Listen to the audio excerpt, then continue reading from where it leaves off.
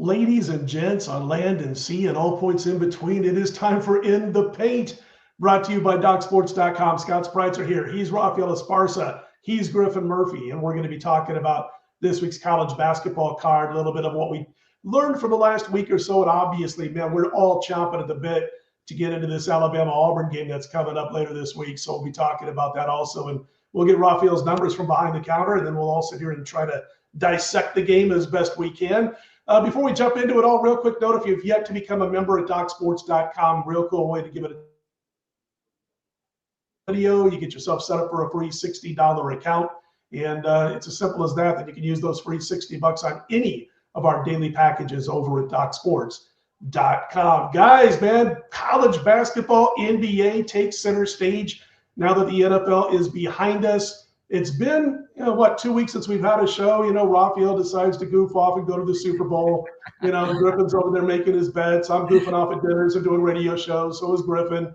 But we're back.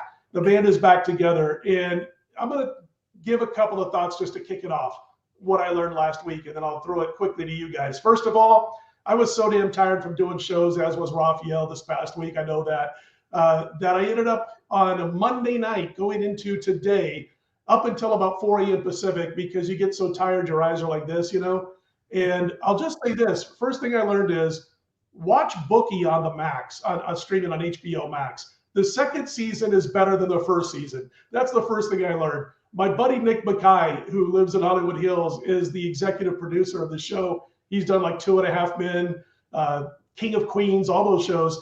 And I remember sitting in his house a few years ago, first time I met him, and we're watching NFL Sunday all day long, 10 a.m. all the way up through the Sunday night game, and with he and his wife and all the whole thing.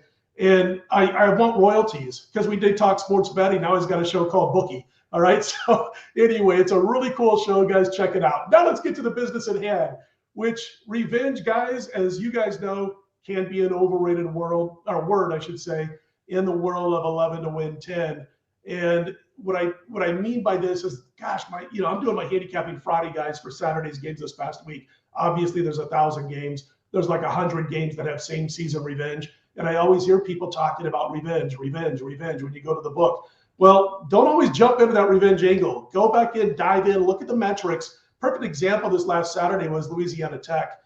If they won the first game and the metrics say they probably would have won that game 90% of the time, when you break down three-point shooting, defense, anything that came out of the norm for the other team to get the win. I mean, you want to either stay away from the revenge angle of those games or play the team that won the first game to win 2 in a row, to get 2-0 on the season. So, guys, I always tell people, man, be real careful of that revenge angle. Check those metrics, not just the box score, but jump in and see anything that might have come out of the norm. And again, like I said, La Tech was a perfect example this past weekend. Guys?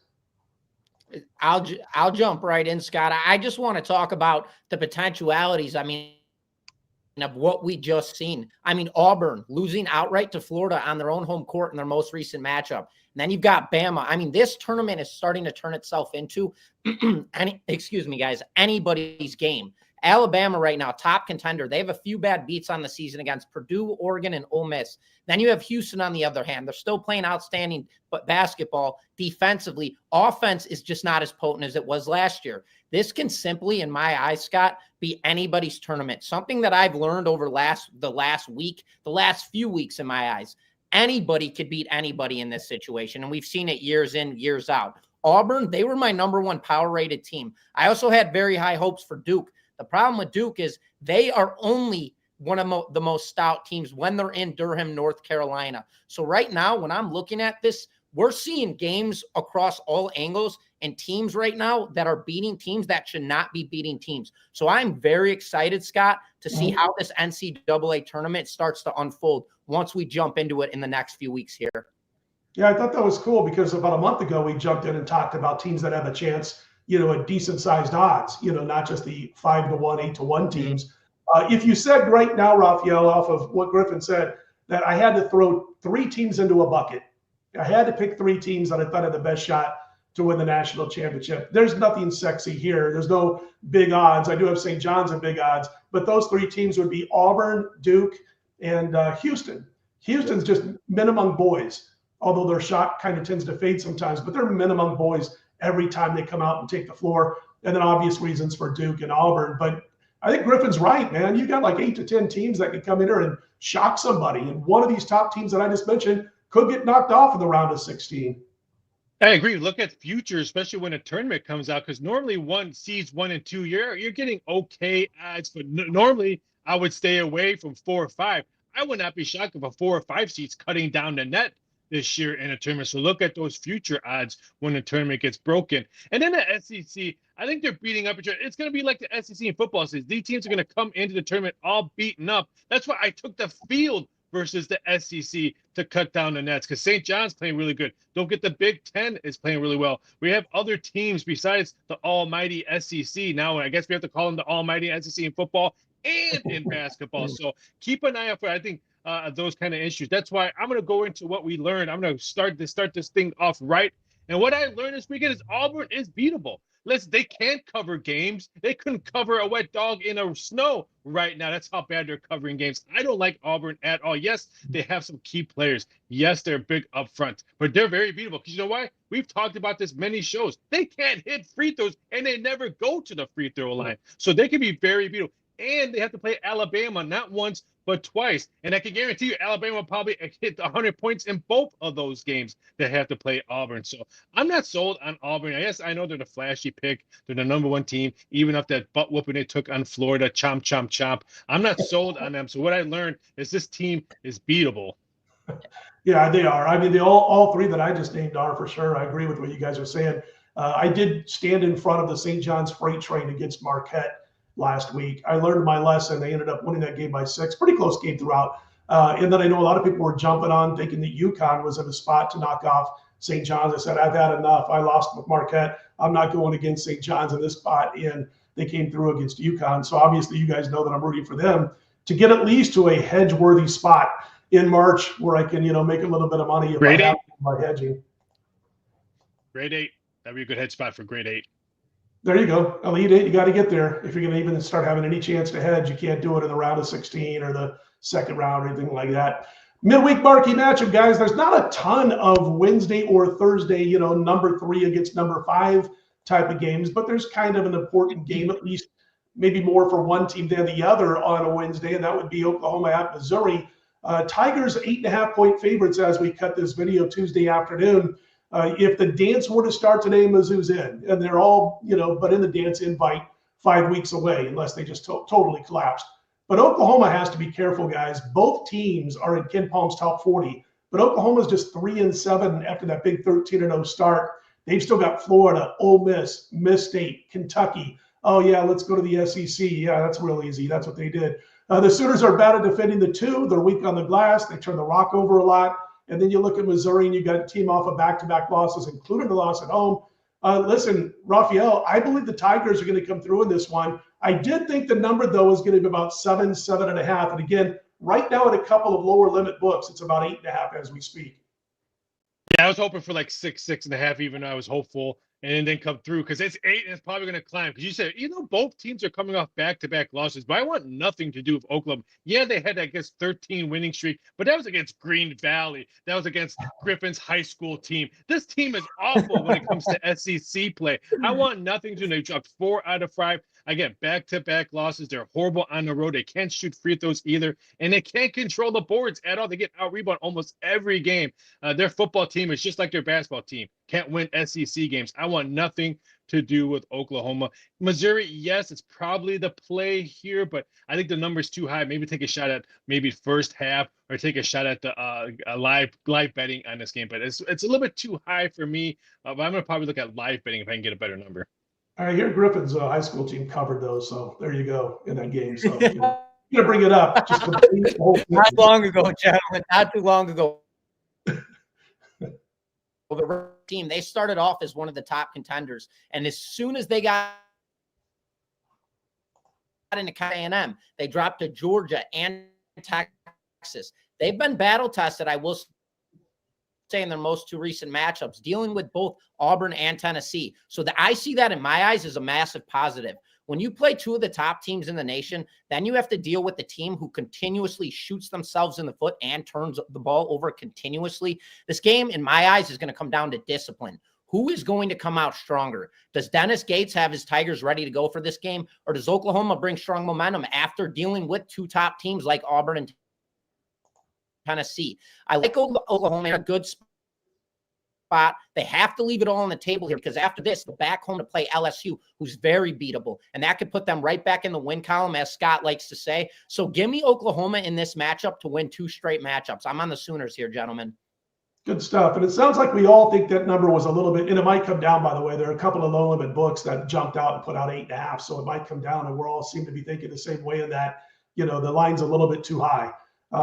We have a chief odds maker in the house, and his name, of course, is Raphael Esparza. You guys know him from his Vegas days, and of course, down in Louisiana now, where he, does a ton of shows and talks about it from I guess you could say, a bookie's mentality behind the counter. And I first heard of Raphael way back in the day. Sorry, Raphael, just have to expose your age here, but way back in the day when he was setting lines here in Las Vegas. And so we put him to use. And we are now talking about Auburn and Bama this weekend, a Saturday game. And I wanted to get your thoughts on where you make this number in this huge SEC clash. Today, I'm still an odds maker. FanDuel will try to kick me out back-to-back Super Bowls because they got very upset. I had Eli Manning minus $2 to win the destiny of kick against his brother, which he did win, but that's another story for another day. But Auburn and Alabama, this is going to be a pretty much Boston Celtics versus Denver Nuggets type of game because both teams are going to be scoring points left and right on this one. I made Auburn a -3. Probably going to get bet up to 3.5 or 4 just because Joe Public's going to say, ooh, number one team, I want to bet Auburn. So they'll probably move this one upwards. I think the total is going to be 165 or higher. I was penciling either 165, 167, but since it's at Alabama, if you're at Alabama, if you're Auburn, you need to try to slow this game down. You can't have Alabama just running wild all over you because I don't think they can go toe to toe if it's going to be 100 to 90 type of game. I don't think that's the field that they want to go on this one. So I made a total 165 just because Auburn's going to need to try to slow down this Crimson Tide. But that's what I have right now. I think -3, 3.5, total 165. Griffin, I got to ask you real quick because the two teams that did beat Auburn this season, Duke and Florida, they both stifled Auburn inside the 3-point line. The Tigers nailed over 56% of their twos on the year, number 1 in offensive adjusted efficiency, all that stuff. But they were held to 48% in each of those 2 games. Do you think Alabama's going to be able to do it again, carbon copy and knock off Auburn in this contest? Well, Scott, I have to say, I think Auburn, Raphael was right on, in my opinion. I think Auburn is going to run into a few issues in this matchup. First off, it's going to be height. Second off, it's going to be speed. Bama, they lead the nation in offensive points per game and pace of play. Auburn, they are a team who lives on control, slow tempo. They like to keep the game in their hands. The second issue that I see here is Auburn heading into Tuscaloosa for this game, and they have to play a Crimson Tide teams who's 10-1 at home this season. Bama, they're better on boards. They can hang with any team on the offensive side of the ball. The real question is going to come in, is Bruce Purley going to have his boys ready to go against Nate Oates and his boys at home? Single-handed best game of the season in my eyes. I like Bama here, Scott. If Auburn falls behind, Bama's going to have the crowd behind them. They're much faster. And not only do they not have issues scoring, but they are dominant on second chances in the paint. Bama ranks 3rd in the nation across rebounds, and I think that is going to be the deciding factor in this matchup. So, Scott, with that being said, give me Bama here. With Raphael's odds, I'll take those points all day long with the +3, +4 with Bama. Sounds like we're all kind of on the same side again here because I look at Bama and I'm thinking about, they don't get enough credit for defense from the general viewer of college basketball, the fan of college basketball, because they score so many damn points. Yeah. But if you look at their deep metrics, they're pretty good on defense. I think they'll get the job done here against Auburn.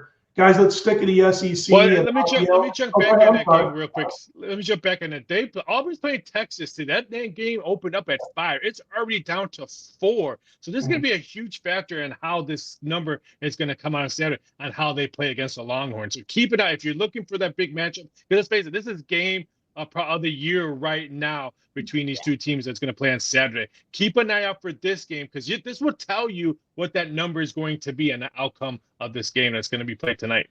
It's a great point. I'm glad you brought that up because most of these games we're talking about that are Friday or Saturday games, most of those teams have a game between now, Tuesday night as we're cutting this, and of course, this weekend. And it does influence your handicapping a little bit. I mean, if you get a team like Auburn and they come out flat as a pancake on Tuesday night, play a horrible game, there's a good chance they'll be refocused for the Bama game. Not saying they're going to go out and win, but I always look for that kind of stuff, especially out of the top power-rated teams in college basketball. Sticking to the SEC, you got Ole Miss at home against Mississippi State. The Rebels with a little revenge on their mind. They lost by 3 in overtime on a night when Miss State was afforded 28 free throw attempts to 14 for Ole Miss. Raphael, your number on this one? Yeah, that you hit the nail right on it. 28 free throw attempts they took in that game with the revenge factor. And normally I don't like to play revenge factor, but when you're going to play it, make sure the number is the number you want. If it's a low number, 3, 2, or 1, yes, the revenge factor could happen. But if it's a -8, 9, or 10, and you win by 6, does that revenge factor really matter? You didn't cover your ticket, so make sure you have the best number when you're playing that revenge factor. I made this Ole Miss -4. They'll probably get bet up to 4.5 or 5, just because the bettors will know about the revenge factor. They're gonna look at the box score and all that. I'm keeping an eye for this total. I made this total 145. If it goes anywhere with 144. Between 144 and 146, I'm going to take a shot at the over, because I think free throws on the other side of the court could push this total over. And you guys know me, I love me some college basketball totals. Yes, you do, man, and very good at it. So I'm on this, so I'm going to jump right in. Raphael, I will say I'm on the other side with you on this one, man. This is a Saturday night game in my eyes. It's in Oxford. So obviously Ole Miss fans, they're going to be drunk out of their minds, loud and absolutely chaotic in this matchup. Mississippi State, as mentioned, they already beat Ole Miss back on the 18th of January. So going back into the revenge game factor, Mississippi State pounded them on boards. They pounded them on points in the paint, and they pounded them in second chances. The issue for Ole Miss in this matchup is going to be shots. They have to be perfect, not only from the field, but from the perimeter as well. If Ole Miss does not come out and hit at least 37% from the perimeter, this is Mississippi State's game all day. They're the better team. They're taller. They have no issues playing on the road, and they have been put through the absolute meat grinder in their most recent slate of games. I like the under in this matchup at 145. Ole Miss, they have home court advantage, but that's not just about all they have going in this game. I believe Ole Miss comes in and plays hard basketball, but I think Chris Jans is going to have this Bulldogs team more than prepared for this game. So let's just, putting it in his eyes, let's beat them on boards, gentlemen, manage the clock, play calm, collected basketball, control that clock, and keep that number low. So with that being said, I think this is a psychological trap, because the last time these two teams played each other, I want to say it ended in an 84-81 final. So we're looking at 150, 160 points. So again, everybody's going to be looking at that. They're going to be looking at the revenge factor. They're going to be looking at all the what ifs and all those potentialities. That's a psychological trap in my eyes. That's a liability. Flipping that on them, taking the under at 145. That is my play going into this one, Scott.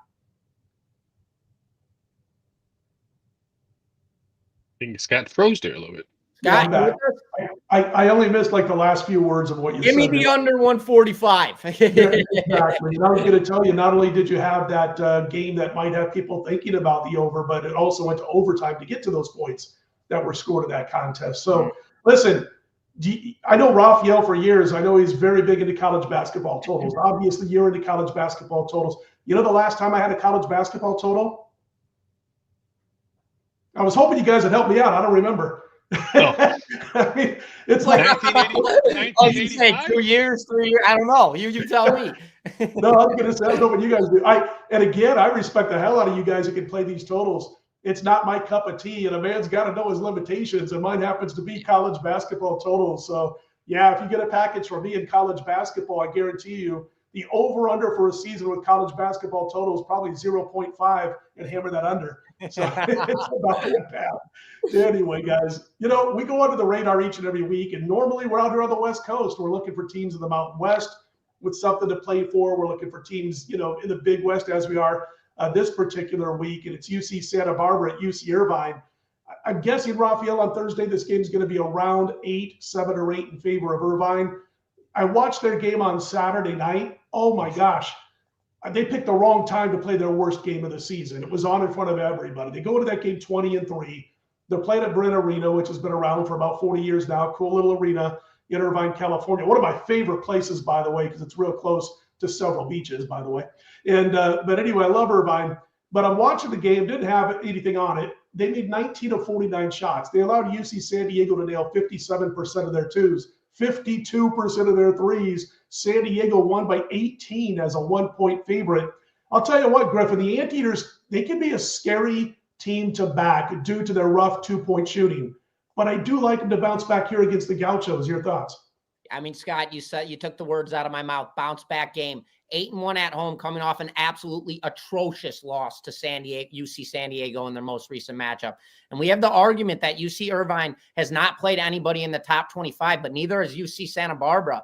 UC Irvine comes into this game and they are absolutely stout on boards. They're beautiful on their shifts and they run zone defense or man-to-man flawless. I just don't see how Santa Barbara is going to sustain against a top 10 defense in the nation. UC Irvine should control the game on boards and second chances. Neither of these two teams play at a very fast pace whatsoever, and neither have that potent of an offense. So where does that leave us? Who's the better team overall? Well, UC Irvine has home court advantage in this matchup. They can shut down Santa Barbara from the field. And if they do so, they can stick to man-to-man all game long and force UC Santa Barbara to have to hit from the arc. And if they do beat them, they have to be perfect from the arc, not solid. They have to be perfect. They have to hit 45%. I just don't see it happening here. So give me UC Irvine on that bounce-back game. And if this thing's anything within 4 points or less, give me that UC Irvine in this matchup, and I'll lay the points here, Scott.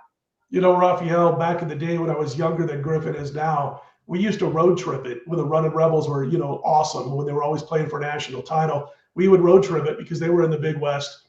And Irvine, of course, was there. We'd go down to Bryn Arena and we had our Rebel garb on, the whole thing. We were cocky mother, whats, because, we're always in the top 5. We'd always win those games, but Irvine would always play us tough. But those are great times. They're not great times in Vegas anymore with UNLV, who might be in search of a coach soon. But I love the coaching staff with UC Irvine. They're just not quite at the level of, let's say, UC San Diego. I'm with Griffin. I think they can handle this UC Santa Barbara team. Yeah, I'm not sold on the Gauchos. And don't forget, they gave up 85 points in that horrible last game they just played. Only 3 teams have scored 80 points against the Anteaters defense. And granted, they've only scored 62 points on Saturday. Revenge factor, but the defense factor is going to be key. This defense is going to be like the Philadelphia Eagles defense, what we saw on Sunday. I'm going to be expecting for a very low-scoring game, and I think the Anteaters dominate at home because they're going to remember they gave up 80 points. The last time they gave up 80 points was against Cal Poly. Their next game, they only allowed 61 points. So it's going to be a big defensive battle. Money shots, which are our best bets each and every week here on In the Paint. You know what? I'm going to make mine real quick and then get to you guys because my money shot is UC Irvine on Thursday night for all the reasons we all just talked about. I think they get the job done, lay the points here over the UC Santa Barbara Gauchos. Griffin, best bet, money shot. Absolutely, man. And mine's actually going off tonight. So everybody that's tuned in right now, my play goes off tonight at 9 p.m. Eastern time. I've got North Texas at Rice. We've got a total sitting at 125.5. North Texas, they come into this game 17-6 on the year, playing solid overall basketball, 7-3 in their last 10 games, and coming off a strong double-digit victory over Tulane on Saturday.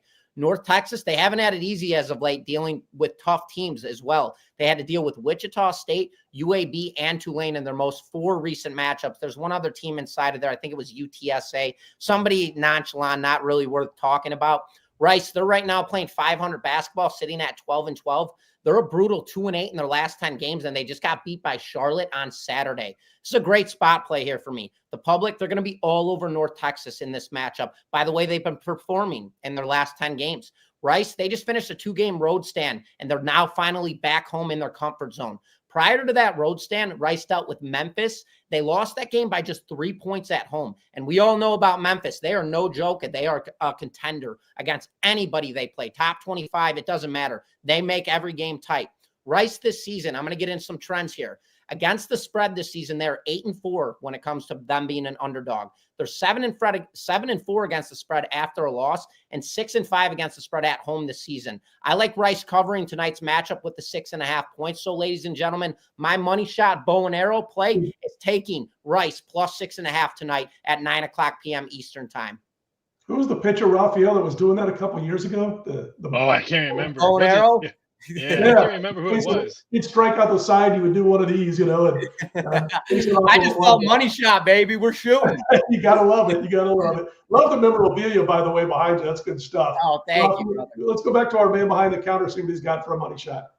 Well, I got to do a quick thank you for Frankie, who signed up for Doc Sports YouTube channel, and Chris Silva, who also signed up today for our Doc's YouTube channel. So thank you for you two for signing up. It's always a pleasure. Great content over there on our channel. Those two right next to me do some fantastic free play videos. I wish I had more time to do free play videos, but there's only 24 hours in a day. But my money shot, I want the people to do homework. I want the people to be on the website saying, where can I find this play? I'm going Thursday night. I'm going Hawaii team total over. It's probably going to be 73.5 or 74.5. They're playing Long Beach State. You know what, Long Beach State? They suck. I won't play them. The Hawaii played them 10 times, and they're averaging 76.4 times at home. Hawaii's going to have no issue putting up in mid-70s or 80s. The Long Beach State defense, the last 10 games, are giving up almost 80 points a game. The Fighting Hawaii Rainbows have no issue winning this game at home. They're probably going to put up a high number. If you can get the number between 73 and 75, I would take the Hawaii Fighting Rainbows. I know they don't like to be called that way, but I still call them that. Give me Hawaii team total over. Thursday night game. Do your homework. Try to find this bet. You gotta quit beating around the bush when it comes to your best bets, your money shots, man. I never quite know who you're on. You had a lie, baby. We're chasing. Seth Greenberg was once the coach of Long Beach, and real good coach. And I watch him now. I'm telling you what, one of the greatest handicapping tools you can find. Please, folks, I'm not ripping Seth Greenberg, but he's a coach, a former coach. He's on ESPN all the time now, talking college basketball. When I hear he has the opposite side of a team I'm on for that, I'm like, yeah. That's a wager, baby. 40%, so when he's on my side, I'm like, oh my.